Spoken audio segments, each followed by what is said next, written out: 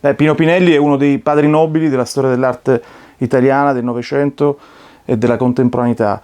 Questa mostra si focalizza su un nucleo assolutamente prezioso e raro di opere.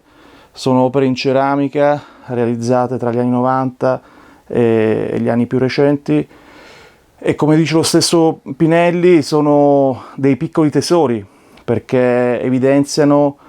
in qualche modo la sua capacità di cambiare pelle, di sperimentare anche i materiali, le lavorazioni, ma di rimanere allo stesso tempo assolutamente fedele a una linea che è quella che lui ha avviato, insomma, già dagli anni 60, concentrandosi sulle dinamiche interne della pittura e del colore.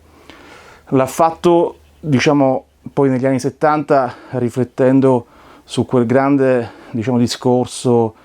ideato e teorizzato da Filiberto Menna, ma in una chiave assolutamente autonoma e autosufficiente,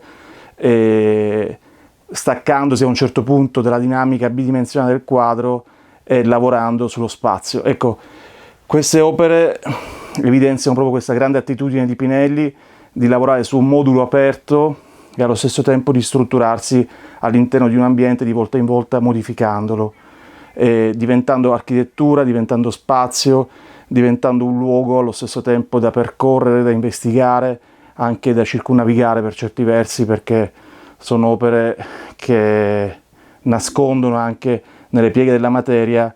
dei segreti da osservare da vicino. Diciamo che uno dei fulcri fondamentali, imprescindibili del lavoro di Pinelli sta nella sua capacità di lavorare su forme sintetiche, essenziali, ma senza, diciamo, in qualche maniera legarsi a una linea minimalista, fredda, ma invece ripercorrendo nelle pieghe dei suoi stessi lavori quelle forme, quelle stratificazioni che sono materiche, che sono cromatiche e che per certi versi poi gli appartengono proprio nel DNA per una sorta di genius loci che è il suo, insomma, è un artista che viene da Catania. Il rapporto con Catania, nonostante la lunga permanenza milanese e gli anni, insomma, i decenni trascorsi a Milano, è stata fondamentale perché a Catania si struttura un po' tutto il suo discorso e poi, insomma, non può prescindere dal rapporto con un luogo ancestrale e assoluto come l'Etna. Io credo che proprio in questi lavori in ceramica questo magma materico, questa capacità di articolare proprio la forma e di modellarla e strutturare nello spazio non possa che derivare da la sua terra, appunto, da questi suoi paesaggi etnei.